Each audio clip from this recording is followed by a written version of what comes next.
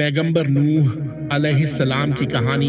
पैगंबर नूह अलैहिस्सलाम की भविष्यवाणियों के समय पर दो राय हैं। पहली राय इब्न कथीर जैसे कई इतिहासकारों की है, जिन्होंने पैगंबर नूह को पैगंबर इदरीस के बाद आने वाला लिखा है, उन पर शांति हो। हालांकि कुछ विद्वानों का मानना है कि सूरह निसा की आयत 163 से पता चलता है कि वह इदरीस से पहले आए थे। वास्तव में हमने आप पर वही उतारा है, हे मोहम्मद, जैसा कि हमने नूह और उसके बाद के नबियों पर उतारा था। हम दोनों दृष्टिकोण प्रस्तुत करते हैं ताकि आप ज्ञान के छात्र के रूप में अवगत हों। इस बात के पर्याप्त प्रमाण नहीं है कि हम पूरी तरह से निश्चित निष्कर्ष निकाल सकें, न ही इस मामले की आगे जांच करने का कोई लाभ है। यह लेख इस दृष्टिकोण से लिखा गया है कि नूह अलैहिस्सलाम इदरीस के बाद आए। पैगंबर इदरीस अलैहिस्सलाम की मृत्यु के बाद मुसलमान असहाय हो गए।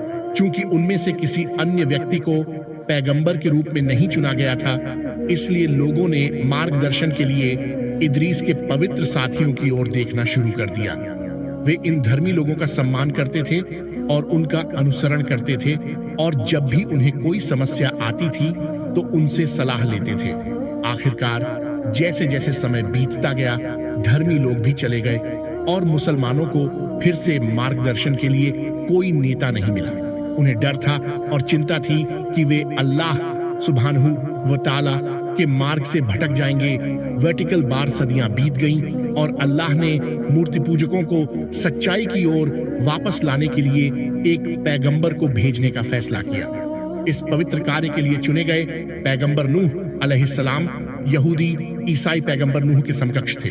अल्लाह सुब्हानहू व तआला ने अपने वफादार मुरीद को वाक्पटुता और अपार धैर्य से नवाजा ताकि वह अपने कर्तव्य को सफलतापूर्वक पूरा कर सके। इसलिए पैगंबर नूह अलैहिस्सलाम ने अपने लोगों को विशाल ब्रह्मांड के रहस्यों के बारे में उपदेश देना शुरू किया।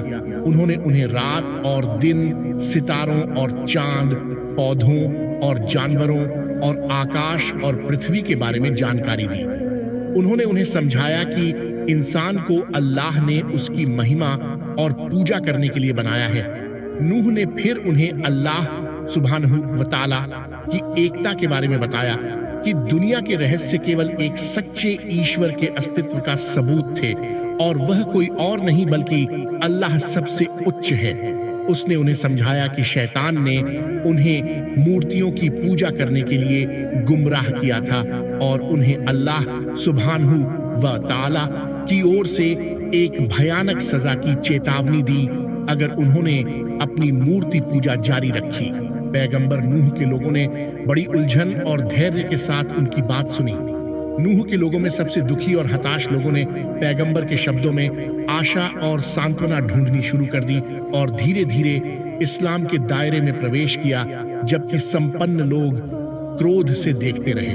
उन्होंने नूह से कहा, हम आपको अपने जैसा ही एक इंसान देखते हैं। पैगंबर नूह अलैहिस्सलाम ने उन्हें समझाया कि वह निश्चित रूप से एक इंसान थे और अल्लाह सुब्हानहू व तआला ने स्पष्ट रूप से एक मानव दूत को चुना था, क्योंकि पृथ्वी पर मुख्य रूप से मनुष्य ही रहते थे और अगर धरती पर फरिश्ते होते तो अल्लाह सुब्हानहू व तआला जरूर अपना संदेश पहुंचाने के लिए कोई फरिश्ता भेजते। नूह अलैहिस्सलाम अमीर लोगों की अज्ञानता से अच्छी तरह वाकिफ थे।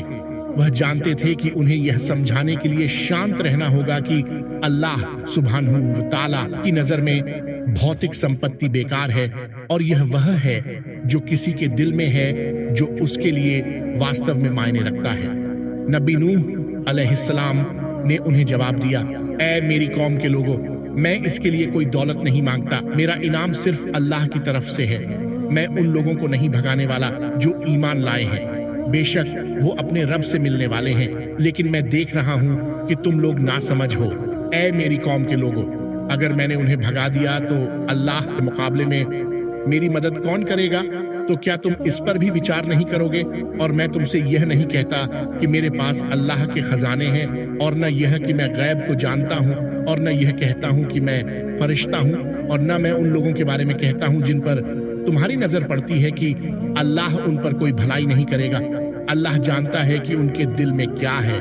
ऐसी स्थिति में तो मैं भी जालिमों में से हो जाऊंगा। मूर्ति पूजक क्रोधित हो गए।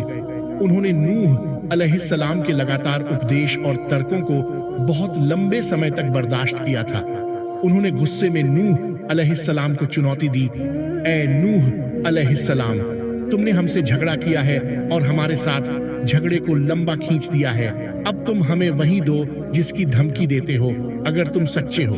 नूह अलैहिस्सलाम ने उत्तर दिया, अल्लाह सुब्हानहू व तआला ही तुम पर अजाब लाएगा अगर वह चाहे, और फिर तुम बच न सकोगे। और अगर अल्लाह की मर्जी तुम्हें गुमराह करना है तो मेरी सलाह तुम्हें फायदा नहीं पहुंचाएगी, भले ही मैं तुम्हें सलाह देना चाहूं। वही तुम्हारा रब है और उसी की ओर तुम लौट कर जाओगे। काफिरों ने, जो नूह अलैहिस्सलाम के साथ अपना धैर्य खो चुके थे, अल्लाह के रसूल पर अपमान की बौछार कर दी ताकि उन्हें इस्लाम धर्म का प्रचार करने से डरा सकें। उन्होंने कहा, वास्तव में हम तुम्हें स्पष्ट रूप से गुमराही में देखते हैं। नूह अलैहिस्सलाम ने धैर्यपूर्वक उत्तर दिया, ऐ मेरी कौम, मुझ में कोई गलती नहीं है, लेकिन मैं दुनिया के रब की ओर से एक रसूल हूँ। मैं अपने रब के संदेश तुम तक पहुंचाता हूँ और तुम्हें ईमानदारी से नसीहत देता हूँ। और मैं अल्लाह सुब्हानहू व तआला की ओर से जानता हूँ जो तुम नहीं जानते। प्रत्येक बच्चे को जो समझ की उम्र तक पहुंच गया था, उसे पैगंबर नूह अलैहिस्सलाम की शिक्षाओं के खिलाफ स्पष्ट रूप से चेतावनी दी गई थी। जब भी पैगंबर उनके पास जाते, वे उनसे दूर भाग जाते। उन्हें नूह अलैहिस्सलाम की मौजूदगी से बचने के लिए हर बहाना मिल जाता था। जल्द ही पैगंबर नूह अलैहिस्सलाम को एहसास हुआ कि अविश्वासियों की संख्या तेजी से बढ़ रही है, जबकि विश्वासियों की संख्या अपरिवर्तित बनी हुई है।